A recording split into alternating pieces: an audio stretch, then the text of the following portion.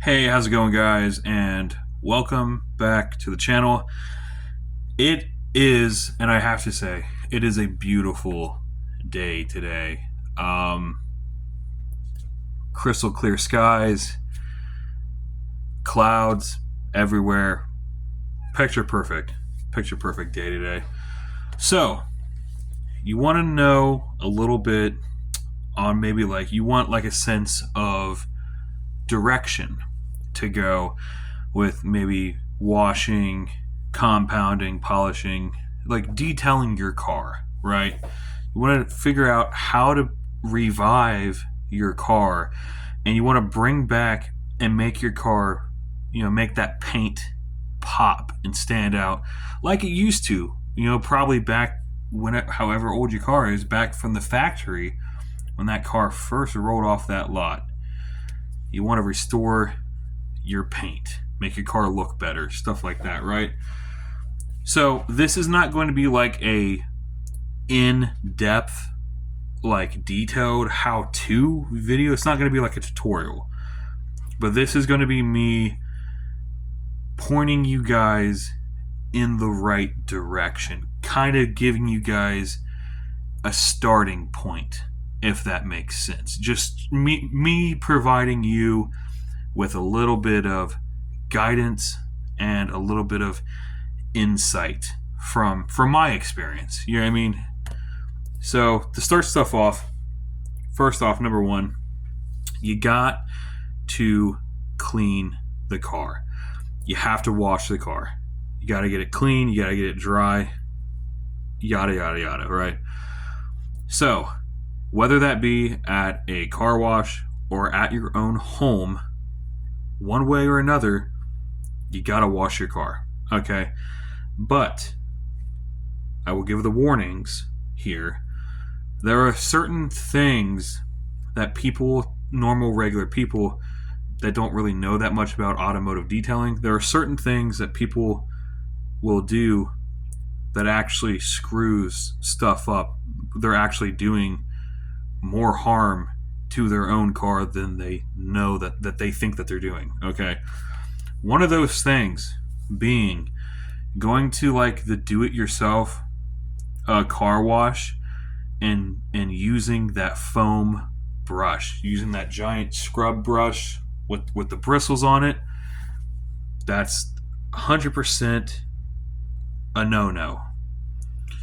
Unless you take steps to ensure that you're good. Step one would be, if you're there at the car wash, take the the sprayer, take the power washer, and spray the brush. Wash the brush down. Spray all the bristles and everything off of that brush, because that'll, at least if there was something there, most of it should be gone. I still don't want to recommend you guys even use those brushes at the car wash, but if you're going to use those brushes, you gotta take, like I said, you gotta take some extra precautions. Take the sprayer, put it on just regular rinse mode or whatever, and just spray the hell out of that brush. Get all those bristles clean.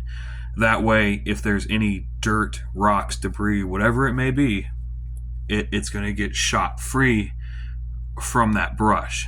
And that will definitely help reduce the chances of you picking something up off that brush and scratching the hell out of your paint. And the main reason why I don't recommend people even use those brushes is because most people don't even think about stuff like that. They won't think to clean that brush off before they use it. Most people will just grab the brush instantly and just start scrubbing on their car. And that's such it's such a bad way to do it, because the reason why, like I said, the reason I don't recommend that people use those car wash brushes is because you don't know who used that brush last. You don't know if a truck or something came in there and he scrubbed a bunch of mud and dirt and debris and all kinds of random crap off of his truck with that brush, right? Before you got there. And then you roll in unknowingly, and then you pick up that brush and you go over top of your car's paint with that same brush.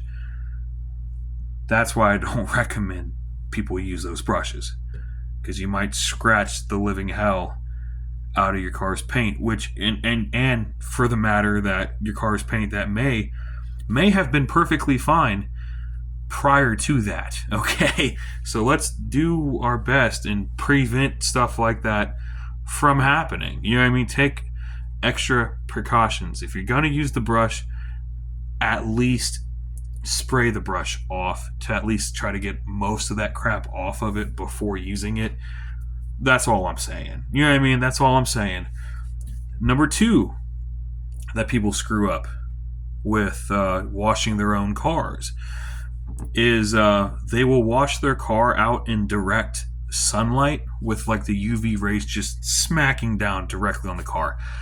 And when it's like bright and sunny and stuff, and the sun's out like that at its peak, and you're out there washing your car's paint, like the body panels, like the metal panels and the plastic panels too, but your car's paint can get heated up like well over 100 freaking degrees. Okay, and then you're gonna go and you're gonna scrub and brush on paint that's that hot. That can also cause damage. It can destroy your clear coat, hurt your, do so much damage that you don't even know. Which is why everyone always recommends wash your car when the car is cool, right? When the paint is cool to the touch, right? If you touch it, it's hot and you can almost burn yourself. It's too hot. You gotta wait.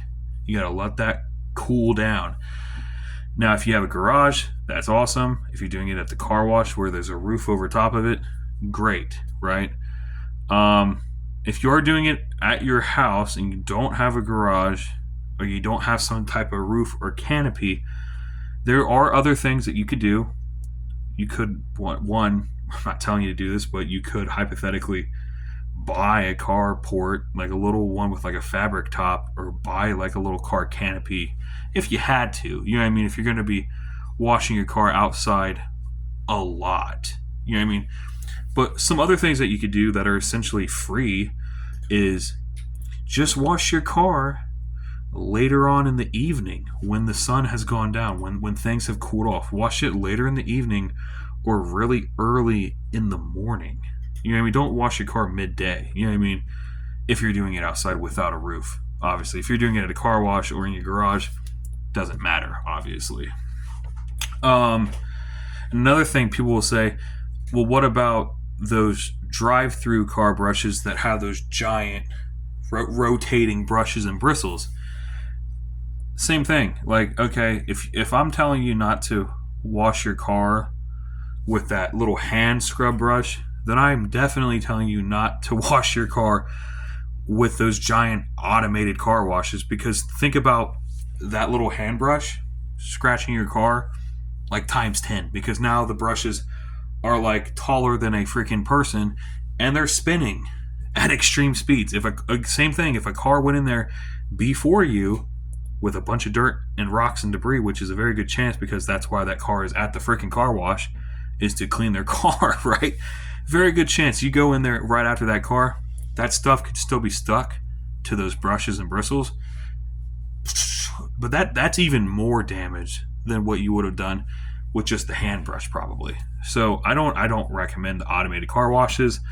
Either do it at the car wash with the sprayer and bring your own supplies, like bring your own little wash bucket, your own sponges, brushes, bring your own stuff to the car wash with you, or do it at your house with all your own stuff. Either way, though, just a little pro tip here.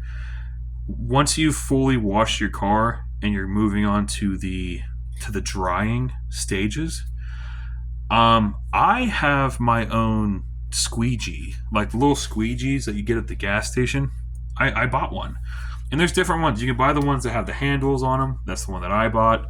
or you could buy like a one that kind of looks like a brush, sort of. There's different squeegees that you can buy. Either way, can't really go wrong with any of them. But I like to squeegee off all the excess water, because that does like 90% of the drying right there. Um, as far as water removal is concerned. And then I like to hit it with a drying towel, either like a microfiber towel or like an actual drying towel. And that's how I do it. And then so once your car is clean, it's dry, it's in a cool spot, you still want to keep your car in a cool place even for all these next steps. So, depending on how bad your car is, right? If it's really bad, you might need to go over your car's paint with like a clay bar. So you kind of mist your car, get your car kind of wet a little bit, and then you use like an application spray, and you'd go over it with like this clay bar, and it's literally like a bar of clay essentially. And you just kind of rub it and glide it over your car's paint, and what that does is it pulls out and it removes little tiny debris and contaminants and stuff out of your car's paint, and everything that you brush over top of is going to essentially stick and get stuck to that clay bar and get removed from the car's surface. Good. That's a good method for really getting your paint fixed, is clay barring. Depending on how bad your car's paint is, like if your car is not that bad, you might not have to clay bar.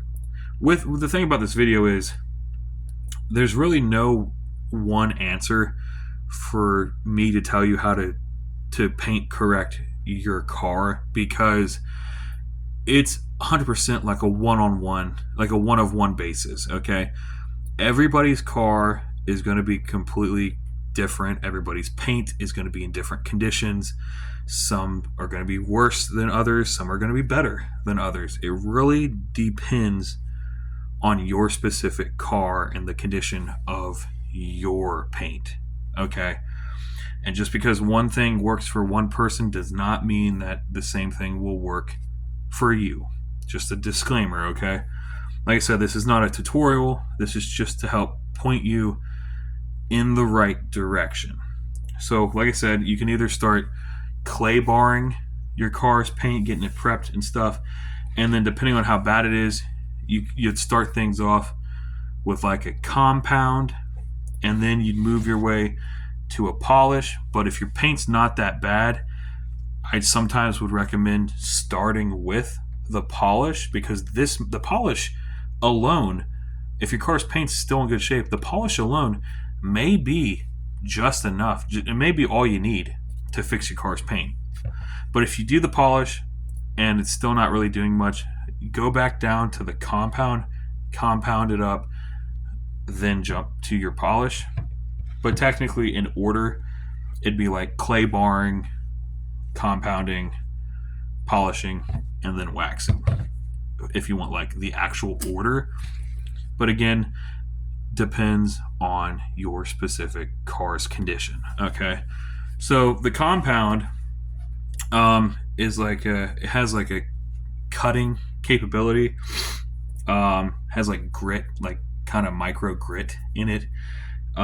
This compound is like a heavy cut, and that cut is like taking a little bit of layering off of your car's clear coat and getting it down to cleaner, better clear coat essentially. And it also helps remove scratches, sanding marks, acid rain, paint, like swirls, holograms, just any and all little defects and crap in that paint. The compound is going to essentially get rid of like 90% of that. So then you move on to a polish, and the polish is what's going to create the shine. Okay, the polish is what creates the shine. Think about it like this: the compound is the fixing, the correcting, the removal of scratches and all that. The polish is making it shiny. That's the only really way I think you guys can probably, remember that, I guess. So, like I said, then you're going to want to polish.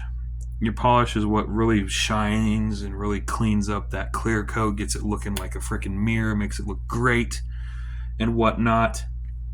Your polishes are going to be a low cut. I'll show you the grid here. So you see that compound is like a heavy cut up on like a 10, and your compound, or your polish, I'm sorry, is a low cut because it's a finishing product. And then so real quick, just to wrap things up. So I don't know about any other types of compounds and polishes. These are just the ones that I've personally used. And this being the Meguiar's Professional line, this is the Pro Speed Compound and the Pro Speed Polish. But the thing about this is the M100, the 100 compound and the 200 polish. There are a bunch of different types of polishes and compounds from the Meguiar's line. There's like M100, there's M105, M115, 205, 215. There's a bunch of different crap, okay? But what I've personally used, I've only used the 100 compound and the 200 polish, so those are the only ones that I personally can speak of, okay?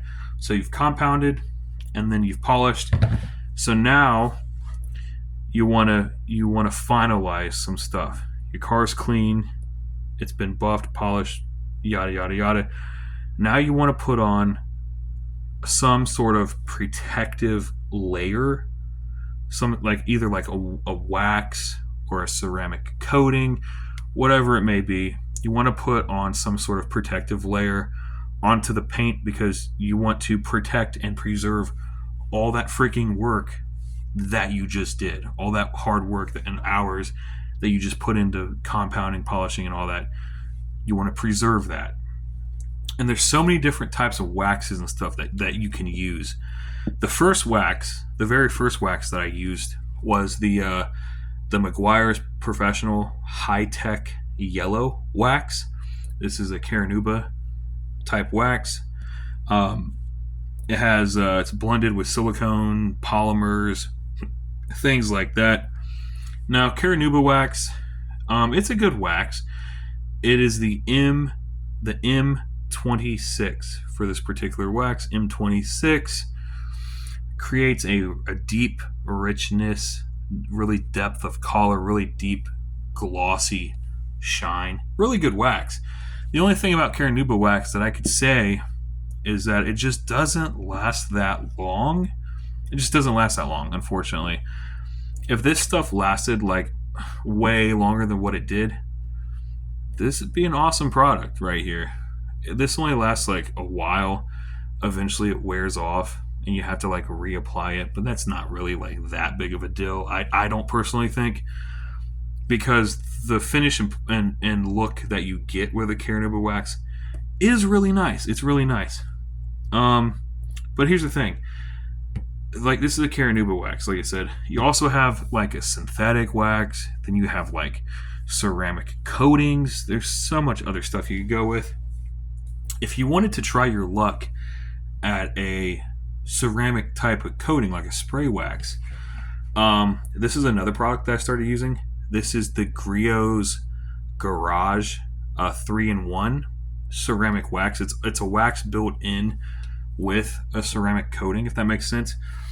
And where the Carnauba and other liquid waxes kind of fall short is with like the waterproofing. So a ceramic coating, it's what they call hydrophobic is the term that they use. And what that means is, once you spray, so how this works is you would spray this after your car is cleaned and done and compounded and polished, obviously. You would spray this all over your car. Well, do sections at a time. Don't do the entire car, obviously. Do sections at a time. You'd spray this onto your car.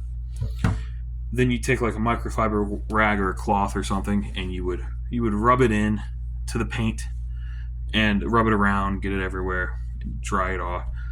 And this puts on like a protective, waterproof type of layer onto your car's paint. And I don't know if you guys ever seen how Rain-X works. You throw water or any type of liquid onto it after that, it all beads up. It beads up into these little tiny water beads. And then if you take off driving, the stuff just flies right off the car. It's really freaking cool. And it makes taking care of it after that a lot easier. It makes the car a lot easier to maintain because it's easier to care for with that ceramic coating on it.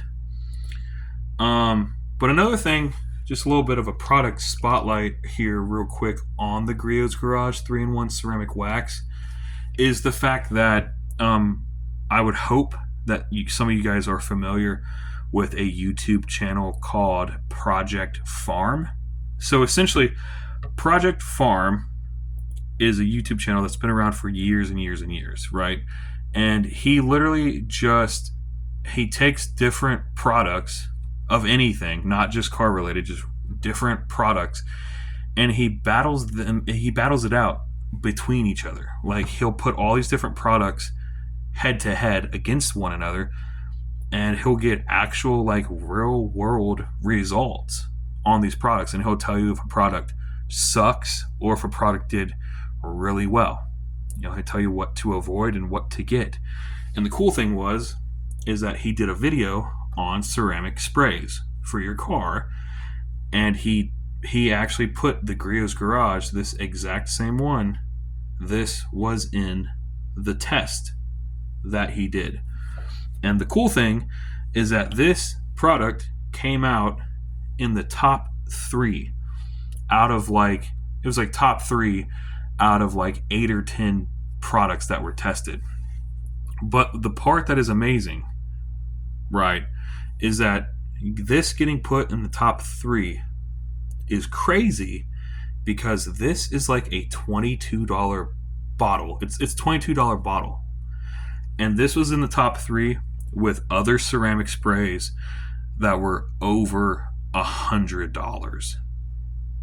This $22 product was giving very similar results compared to $100 products for a fraction of the cost.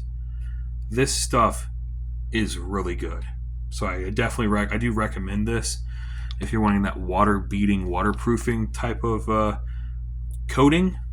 It's a good one to check out. It really is. But if you just want like a regular deep, nice shine, Carrageenan waxes and other types of synthetic waxes are also good to get. That's how I go about things. And then for the tire shine, let me grab that bottle real quick, actually.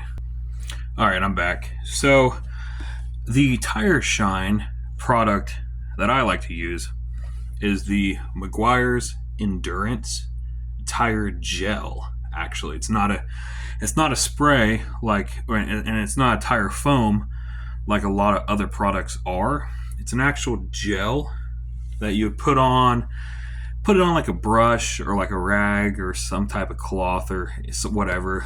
They have actual applicating pads for tire shine that are made out of almost like a foam material. Whichever way you choose to do it is really completely up to you.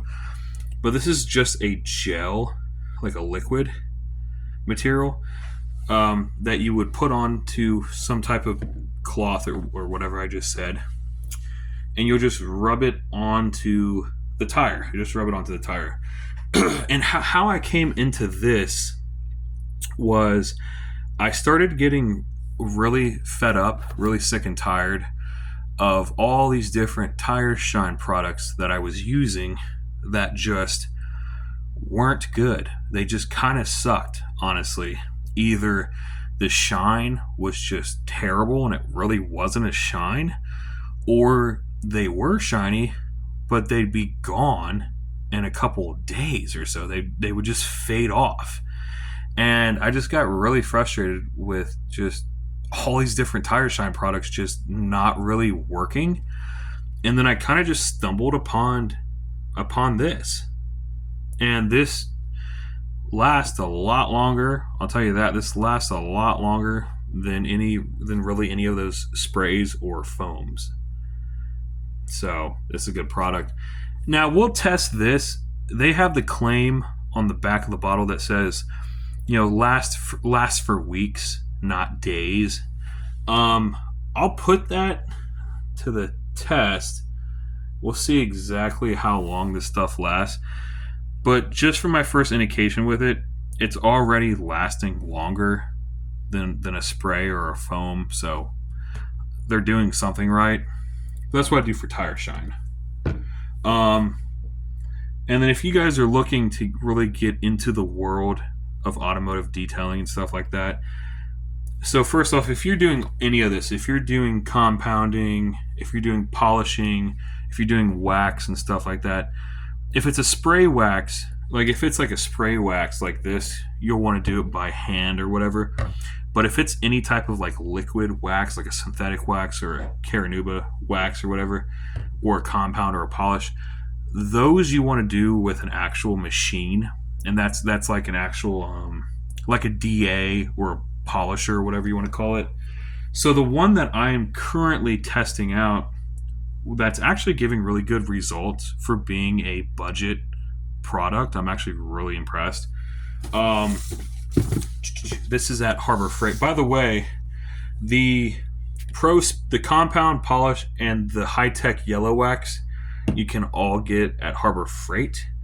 But this other stuff, you have to look at other stores for it. But like I'm saying, if you're already at Harbor Freight and you want to buy your compound polish and the yellow wax there, while you're there, Harbor Freight has this. This is the Warrior brand. It is the 10-inch orbital polisher buffer, so pretty much like a DA. And what orbital means is, instead of that disc just spinning in a circle, it's also like bouncing up and out, up like left, right, up, down, orbiting. You know what I mean? Those are better. That's really what you want. You don't really want one that just sits there and spins. This is going to cover and do a lot more work than one that just spins, obviously.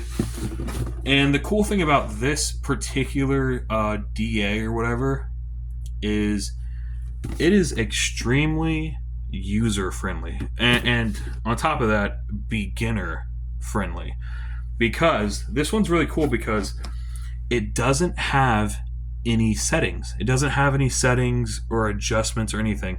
It's just an off and on switch. And that's literally it. That's it. An off and on switch. It's so freaking easy to use. It's a great little DA. It's awesome. But the best part is that this DA is only $25. $25 freaking dollars, guys. That's pretty amazing. And it gives good results. It gives really decent results for being a little budget buffer. It really does. Like I said, I did my car. With it. I got pretty amazing results, honestly. And another thing, like I said, it's really, like I said, with it being user friendly and beginner friendly, because there's no settings, there's no adjustments, it's just off and on, and it's cheap, $25. The other thing that makes this extremely user friendly is that it only spins at a max. They go by OPM, that being orbits per minute. It only spins at a max of 3,300 OPM. Like 1 amp is what it says. And why that's a good thing for beginners is because it's not spinning too fast to where if you don't know what you're doing or you get distracted and look away for a while and you accidentally stay like in the same spot for a little too long, if it's a fast spinning DA, you can actually create too much heat and friction if you stay in one spot, and you can actually just burn right through your clear coat, like burn through your freaking paint, actually, believe it or not. So because this spins a little slower, it's a lot safer to use for a beginner, or not even if you're a beginner, even if you're just like a DIYer that just wants to buff, polish, and wax his car on a budget, like a cost-effective option. It's also a great option. Like I said, I used it. I got really amazing results on my car with this DA. It's at Harbor Freight, $25. Warrior, 10-inch buffer, polisher, whatever they want to classify it as. One thing to point out, just so you guys aren't confused, this is not a DA that has a removable pad, like a changeable pad. This pad, I don't think it comes off. Okay, how this particular one operates is it has what is called like bonnets or covers that go over top of the pad, removable covers or bonnets. That's what you'll be using with this machine, which they also have at Harbor Freight. Now, I will say I don't particularly like the quality on the covers that they sell at Harbor Freight. I think you could probably go a little bit more aftermarket and shop around and find a better removable cover. The ones that they have, these are the Grants, just says Grants, 10-inch polishing bonnets. These fit that machine. The thing I will say, I've tried the Grants microfiber towels, and they suck, in my opinion. I think the Grants microfiber towels are trash, dude. I bought a bag of them. I shouldn't have, because the quality is just not there compared to, like, this is a microfiber cloth from Meyer brand, dude, like the grocery store. This is such a higher quality microfiber than the Grants. Like, it's insane. I would look elsewhere for the pads, for the bonnets, for that DA. But essentially, real quick, how these work is you got these removable little microfiber material covers, bonnets, that will go over top of that pad. And on the back side, they have like an elastic band. So you'll put that over top of the pad, and it'll kind of just hold itself, on with that elastic band. I would not buy the Grants. I would not buy the Grants brand. Now, if you're doing it as like a one-time thing, I mean, these are the ones that I used to do my car, but and they did decent. But here's the thing: is the quality is just not there. After washing these, like, they're already like thinned out. Like, the quality is just not there. Like, these are not gonna last that long. The Grants brand. I say you can probably do your car a couple times, but then these things are gonna get so thin to where they're just not even gonna really work anymore. So I would personally seek other alternatives if it was me. But yeah, this whole thing, this is pretty much how I did my car, the direction that I took. Now, if you guys want like actual tutorial, like how-to videos on how to do all this stuff, there's tons of videos on YouTube by so many other content creators that have actual step-by-step tutorials on how to do this stuff. which is why I didn't feel the need to make that type of video, because there's already other people that are way more educated, way more professionally in that field than what I am, and they're going to have even more better advice than what I can even give you. So check out those videos if you want like in-depth type stuff. This is just a kind of just like a guide to kind of point you in the right direction, if that makes sense.